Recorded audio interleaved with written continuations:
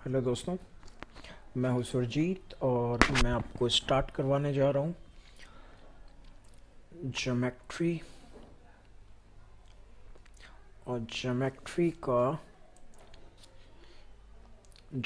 का ये है पार्ट 1। और ज्योमेट्री हम करेंगे एसएससी सीजीएल को ध्यान में रख के। ठीक।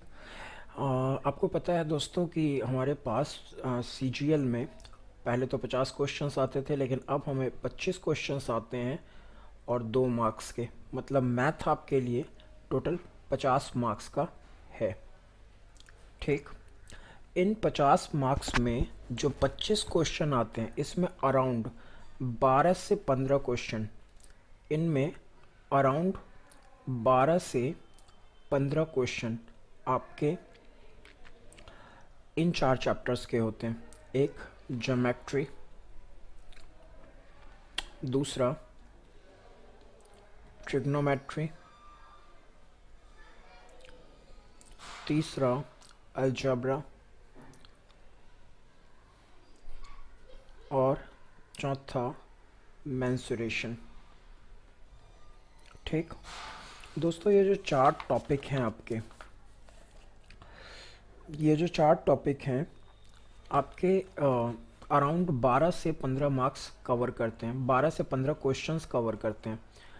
और समझ सकते हैं आप कि अगर 25 में से 12 या 15 क्वेश्चन वो कवर कर रहे हैं तो इनका 50 से 60% वेटेज है। ठीक, जो अपने आप में बहुत ज़्यादा है। तो क्योंकि हम एसएससी सीजीएल को ध्यान में रख के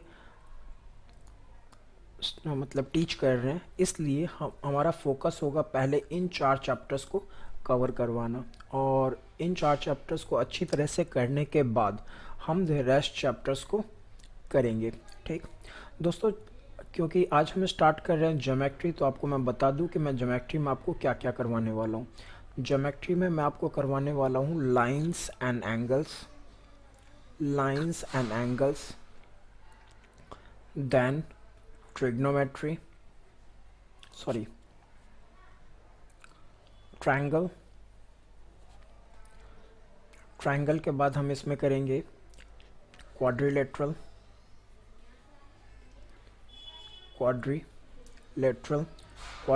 के बाद इसके अंदर हम करेंगे पॉलीगन,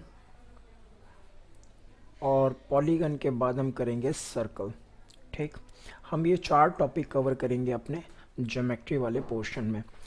होप सो कि इस वीक में ये कंप्लीट हो जाए। आप चैनल के साथ रेगुलर अपडेट रहिएगा, चैनल को सब्सक्राइब कीजिएगा, और जो वीडियोस हैं ये पार्ट्स में देखिएगा। ठीक, अगर आप एक भी पार्ट स्किप करके आप वीडियो देखते हैं तो हो सकता है कोई कॉन्सेप्ट आपको क्लियर ना हो। और पूरे वीडियो में, पूरे लेक्चर में अगर कोई कॉन्सेप्ट आपको समझ में नहीं आता तो आप कमेंट बॉक्स में जाइए, कमेंट बॉक्स में टाइप कीजिए और अपनी प्रॉब्लम्स बताइए। आपके प्रॉब्लम्स को ज़रूर सॉल्व किया जाएगा। तो दोस्तों, आज हम स्टार्ट कर रहे हैं लाइंस एंड एंगल्स। क्या स्टार्ट कर रहे हैं? Lines and angle. ठीक, चलिए स्टार्ट करते हैं। लाइंस एंड एंगल्स में सबसे पहला टॉपिक जो हमारा आता है वो लाइन आता है। तो आपको पता होना चाहिए, लाइन स्टार्ट करने से पहले कुछ बेसिक कॉन्सेप्ट्स आपको बता दूं मैं। एक होता है पॉइंट। ठीक, पॉइंट का मतलब है कोई डॉट, ठीक, जिसकी नो लेंथ जिसकी लेंथ नहीं होती, नो ब्रेथ नहीं होती, एंड नो हाइट भी नहीं होती। मतलब एक ऐसा कोई डॉट, इस डॉट को पॉइंट हम बोलते हैं जिसमें ना तो लेंथ हो, ना ब्रेथ हो, ना हाइट हो। ठीक, सेकंड है आपके पास यहाँ पे लाइन। लाइन क्या है? लाइन को देखते हैं क्या है कि एक, ठीक, इसे लाइन कहते हैं। लाइन क्या है? नो, सबसे पहली बात, नो एंड पॉइंट। ठीक, मैंने आपको क्या बताया? पॉइंट। तो इसके अंदर लाइन में कोई एंड पॉइंट नहीं होता, मतलब ये क्या है, एंडलेस है। ये क्या है, एंडलेस है। इसके बाद आपके पास क्या है, इसके अंदर इसकी नो थिकनेस है, नो थिकनेस है, और can be extend in both direction. ठीक, इसका मतलब क्या है दोस्तों, कि जो आपकी लाइन है, ठीक, उसे आप इस डायरेक्शन में भी बढ़ा सकते हो, आप इस डायरेक्शन में भी बढ़ा सकते हो। इसमें कोई एंड पॉइंट नहीं होता और इसकी अपनी कोई थिकनेस नहीं होती। ठीक, इसे क्या कहते हैं, लाइन। चलिए ठीक है, आगे बढ़ते हैं। एक होता है लाइन सेगमेंट। ठीक, लाइन सेगमेंट क्या होता है दोस्तों, लाइन सेगमेंट होता है a line with and points. ठीक, इसका मतलब है एक लाइन जो यहाँ और यहाँ पे जिसका एंड पॉइंट है, that is A and B, ये आपका क्या है, लाइन है। ठीक, और लाइन को जनरली ए बी से डिनोट किया जाता है। जैसे यहाँ पे पॉइंट था ए बी, तो इसे हम ए बी से डिनोट करते हैं। ठीक, आगे चलिए। एक टर्म होता है हमारे पास, रे। ठीक, क्या होता है हमारे पास, रे। रे क्या होता है, a line segment, a line which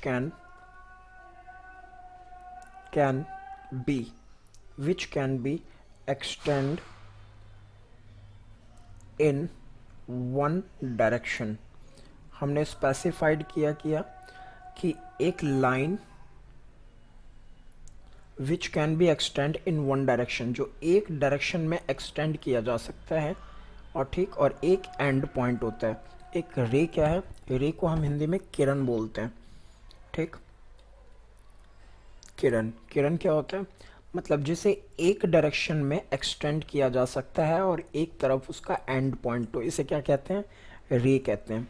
ठीक दोस्तों, इसके बाद जो हमारे पास टर्म आता है वो आता है पैरेलल लाइन। क्या आता है, पैरेलल लाइंस। ठीक, पैरेलल लाइंस का जो सिंबल है वो है इस तरीके से इसे डिनोट करते हैं। ठीक, तो पैरेलल लाइन के सिंबल को हम इस तरीके से डिनोट करते हैं, मतलब which can not intersect each other.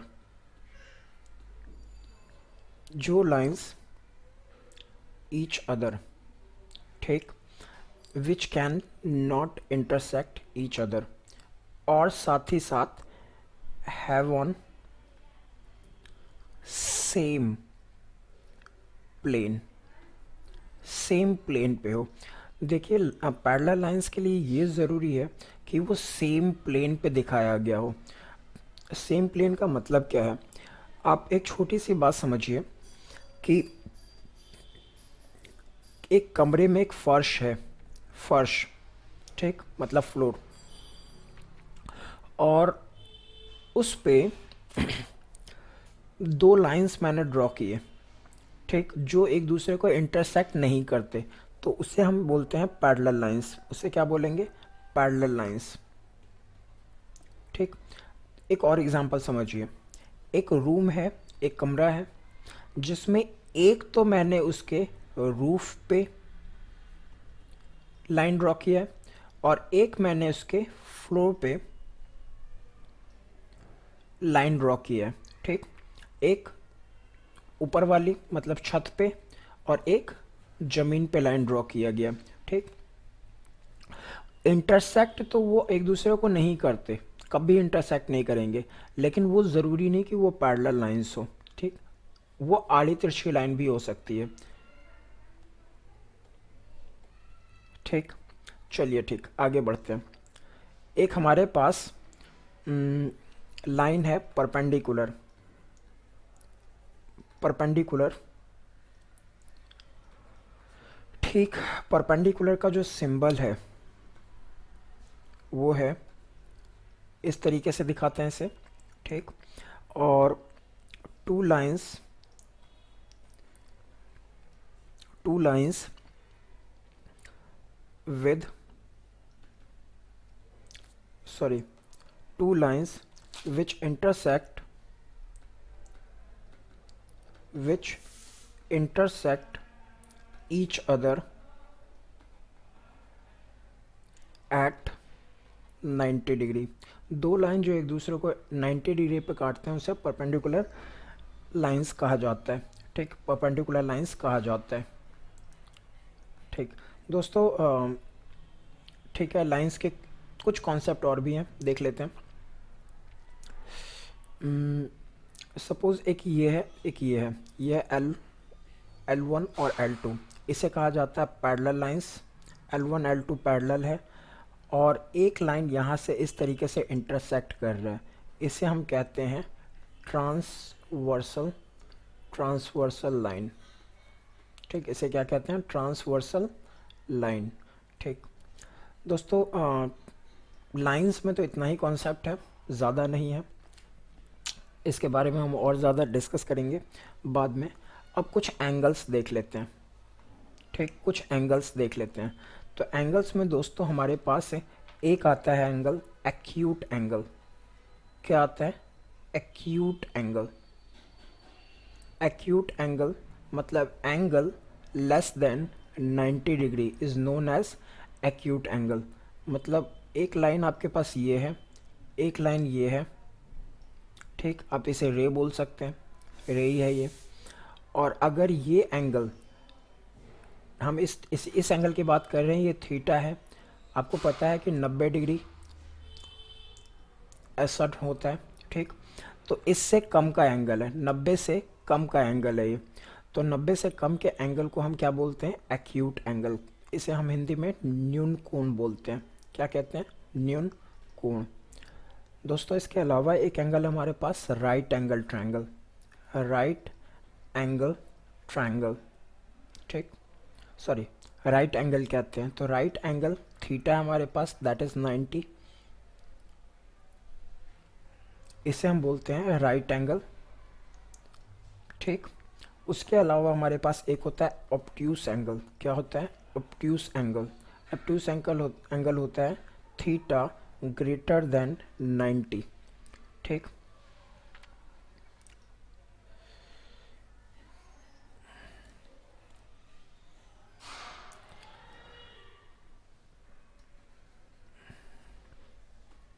Theta greater than 90।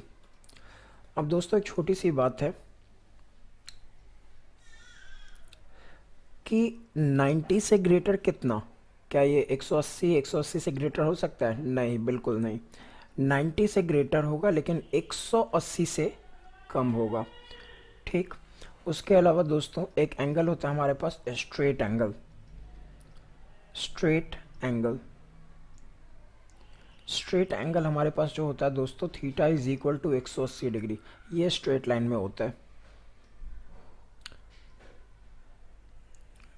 ये जो थीटा है ये 180 डिग्री है। उसके बाद दोस्तों हमारे पास एक एंगल होता है reflex angle, reflex, reflex angle.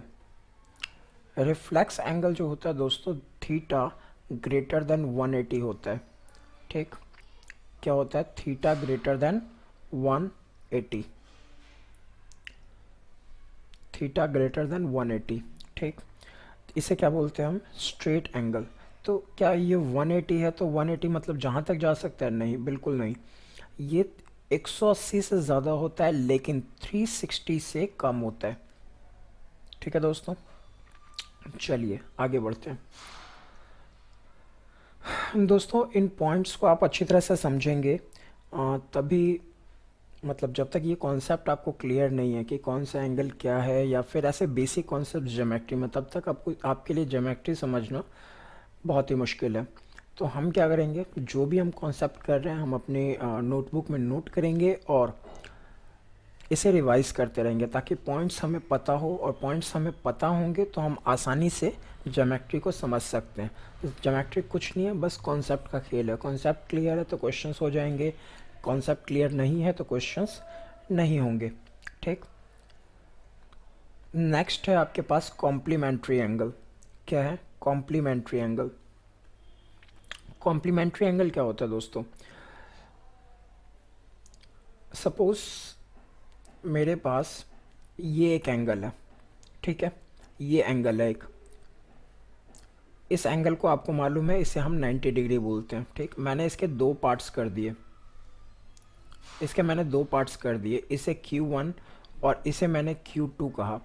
तो Q1 और Q2 को ऐड करके 90 आएगा। हाँ, एक और एग्जांपल देखते हैं।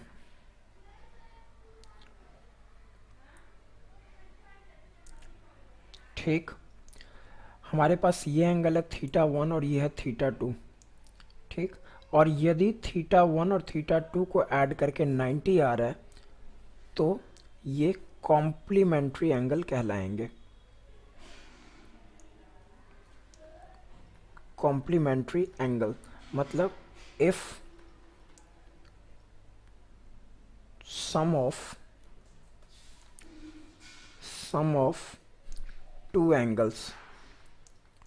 two angles are 90 degree, then it is called complementary angle।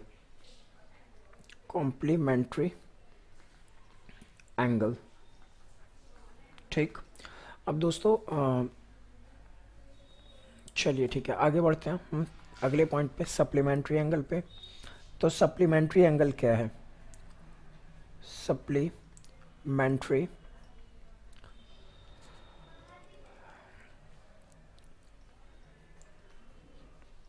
Supplementary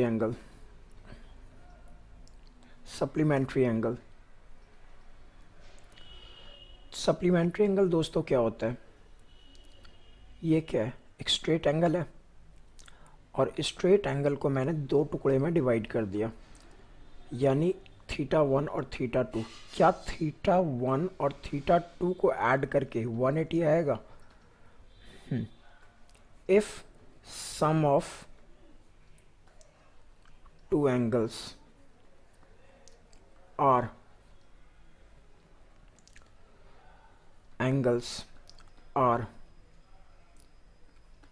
180 degree, then it is called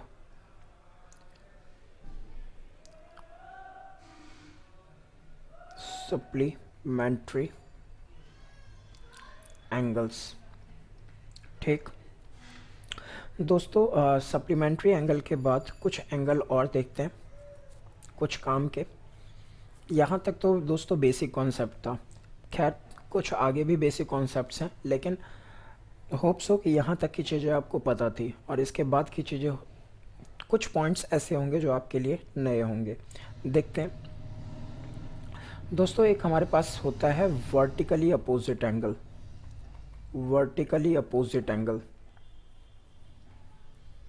ठीक, तो वर्टिकली अपोजिट एंगल क्या होता है?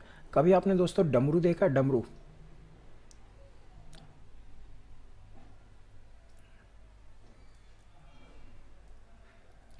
ठीक, डमरू ऐसा ही होता है कुछ। मेरी ड्राइंग बहुत अच्छी नहीं है तो समझ लीजिएगा, डमरू ऐसा ही होता है। तो जब भी दो लाइंस डमरू बना रही होती है, ठीक, तो ये एंगल और ये एंगल,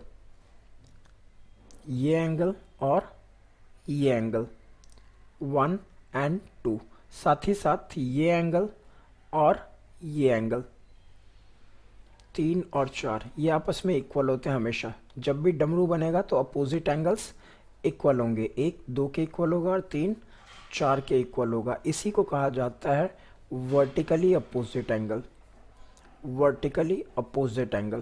चलिए एक और तरीके से समझते हैं हम।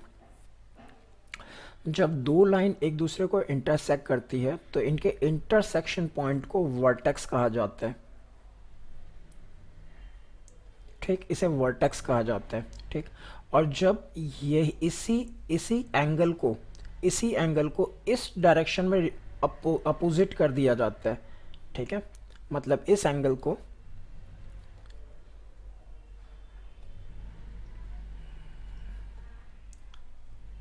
को यहाँ पे अपोजिट कर दिया गया, पलट दिया गया, रिवर्स कर दिया गया, तो इसे वर्टिकली अपोजिट यानी वर्टेक्स के थ्रू इसे उल्टा यानी अपोजिट कर दिया गया। तो इस एंगल को हम क्या बोलते हैं?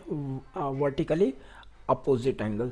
तो ध्यान रखिएगा कि जब भी डमरू बनेगा तो वर्टिकली अपोजिट एंगल आपके सामने आ जाएगा। ठीक, एक एंगल होता है दोस्तों एडजेसेंट एंगल। ये टर्म्स आपने बहुत बार देखा होगा, एडजेसेंट एंगल। एडजेसेंट एंगल क्या होता है मैं आपको बताता हूँ। सबसे पहली बात आपको जो ध्यान रखना है, they must have a common side.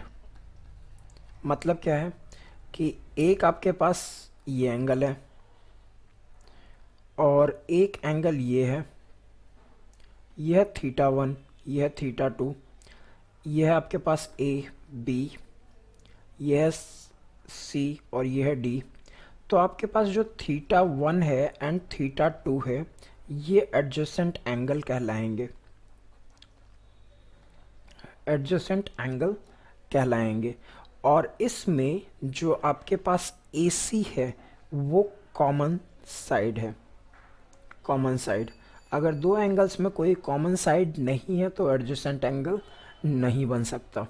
ठीक है, चलिए दोस्तों आगे चलते हैं।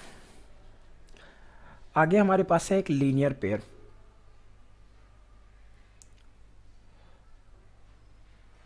क्या है दोस्तों हमारे पास? Linear pair. लीनियर पेयर क्या होता है? लीनियर पेयर होता है एक स्ट्रेट लाइन, आपको मालूम है एक स्ट्रेट एंगल इस तरीके से होता है। ठीक, और इस स्ट्रेट लाइन में आपने कुछ एंगल्स ड्रॉ किए। ठीक, आप चाहे जितने मर्जी एंगल्स ड्रॉ कर ले, इनका सम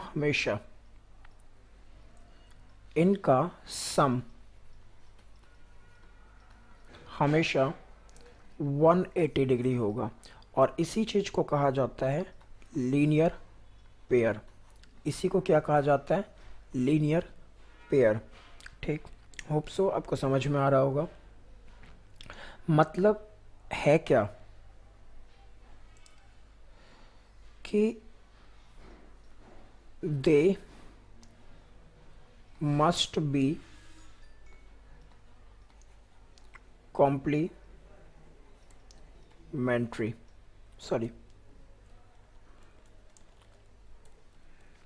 सप्लीमेंट्री। अगर ये सप्लीमेंट्री है तो क्या होगा? ये लीनियर पेयर होगा। ठीक है दोस्तों, आगे बढ़ते हैं। पॉइंट नंबर 9 क्या है कि एक डॉट पे, एक पॉइंट पे, on a point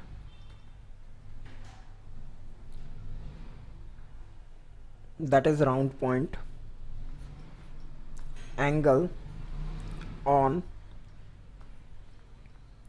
round point. ठीक, मतलब ऑन अ पॉइंट अगर आप एंगल्स ड्रॉ करते हो तो एंगल्स का सम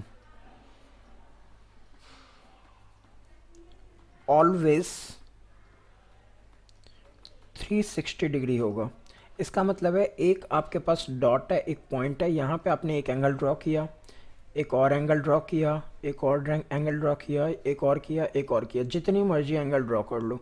जब इन एंगल्स को आप सम करोगे, जब इन एंगल्स को आप 1 2 3 4 5 और 6, जब इन एंगल्स को आप सम करोगे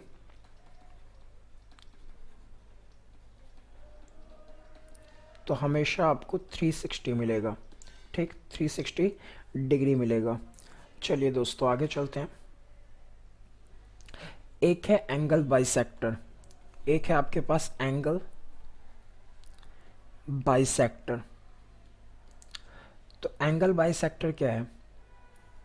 एक आपके पास एंगल है ए बी सी, ठीक, कुछ भी था, सपोज ये 60 डिग्री का था। एक ऐसा आपने लाइन ड्रॉ किया बिल्कुल इसके मिड में डी, जिसने इसे 30 और 30 में डिवाइड कर दिया। तो जो ए डी है वो एंगल बाइसेक्टर है ऑफ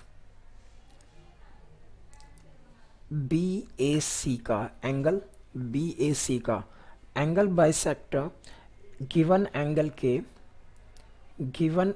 के टू इक्वल पार्ट्स करता है। क्या करता है? टू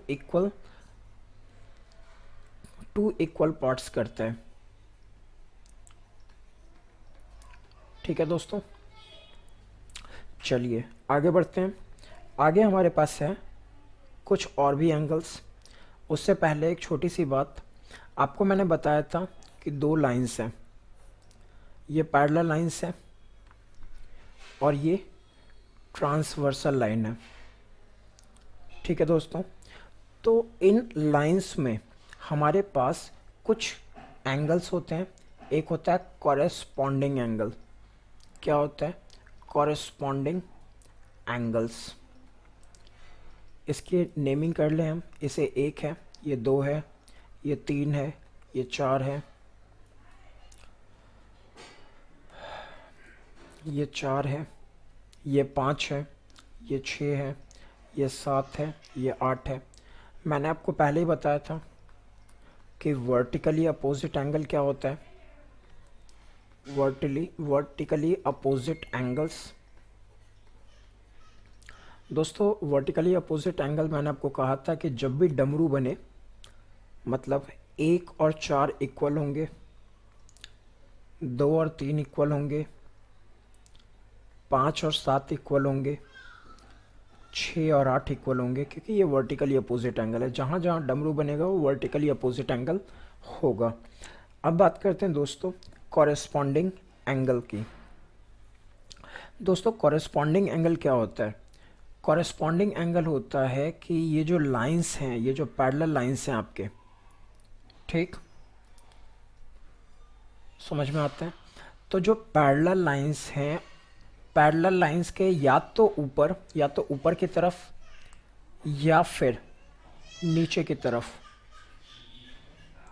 या तो ऊपर की तरफ या फिर नीचे की तरफ, ट्रांसवर्सल लाइन के एक साइड, या तो इस साइड या इस साइड, जो एंगल्स होते हैं वो आपस में इक्वल होते हैं अगर ये पैरेलल है तो। इफ़ L1 पैरेलल L2, इस बात को ध्यान रखिएगा, अगर पैरेलल नहीं है तो इक्वल नहीं होंगे ये। तो जो 1 है वो 5 के इक्वल होगा, जो 3 है वो 8 के इक्वल होगा, जो 2 है वो 6 के इक्वल होगा, जो 4 है वो 7 के इक्वल होगा। इसे क्या कहा जाता है? इसे कहा जाता है कॉरेस्पॉन्डिंग एंगल। और कॉरेस्पॉन्डिंग एंगल्स का जो सम होता है वो हमेशा कॉरेस्पॉन्डिंग टर्म्स जो होते हैं वो हमेशा इक्वल होते हैं यदि ये दोनों लाइंस पैरेलल है तो। ठीक, चलिए आगे बढ़ते हैं। दोस्तों इसके अंदर एक और भी कॉन्सेप्ट है, एक्सटीरियर एंगल। क्या है ये? Exterior angles. तो एक्सटीरियर एंगल, एक्सटीरियर का मतलब क्या होता है? बाहर की तरफ कोई एंगल। तो 1, 2, 7 और 8 एक्सटीरियर एंगल्स होंगे। ठीक है, चलिए आगे बढ़ते हैं। आगे है आपके पास इंटीरियर एंगल्स। इंटीरियर एंगल्स, ठीक, इंटीरियर एंगल्स। तो दोस्तों इंटीरियर एंगल्स क्या है? इंटीरियर्स एंगल जो है आपके पास वो है 3, वो है 4, 5 और 6। ये आपके पास इंटीरियर एंगल होता है। ठीक, एक प्रॉपर्टी होता है इसके लिए, एक प्रॉपर्टी है सम ऑफ इंटीरियर एंगल्स। ये कितना होगा? ये होगा सपोज 3 और 5 है, अगर इसका सम मैं करता हूँ तो ये 180 आएगा। और अगर 4 और 6 की बात करते हैं तो सम कितना आएगा, सम आएगा हमारे पास अगेन 180।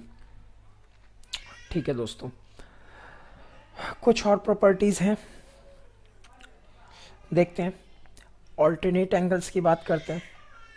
एक होता है ऑल्टरनेट एंगल्स। तो दोस्तों ऑल्टरनेट एंगल क्या है, ध्यान रखिएगा, इंग्लिश का वर्ड है एक जेड। तो जहाँ जहाँ जेड बनेगा, चाहे सीधा चाहे उल्टा, चाहे सीधा चाहे उल्टा, वो ऑल्टरनेटिव एंगल्स होंगे। देखते हैं, हमारे पास यहाँ पे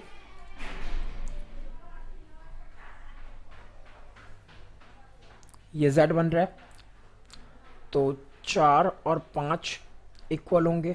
अगर पैरेलल लाइंस है तो L1 L2 पैरेलल है, तो उसके बाद 3 6 के इक्वल होगा। तो इसे क्या बोलते हैं हम, इसे बोलते हैं अल्टरनेटिव एंगल। दोस्तों इसके अलावा एक और प्रॉपर्टी है, मुझे इसके लिए थोड़ा सा स्पेस चाहिए। देखते हैं, मिल गया स्पेस। हाँ, एक होता है ऑल्टरनेटिव एक्सटीरियर एंगल। मतलब एक ऑल्टरनेटिव होना चाहिए, मतलब एक दूसरे की तरफ, एक सीधा तो एक लेफ्ट हैंड साइड तो एक राइट हैंड साइड, और दोनों एक्सटीरियर भी होने चाहिए। तो ये है आपके पास एक सेकंड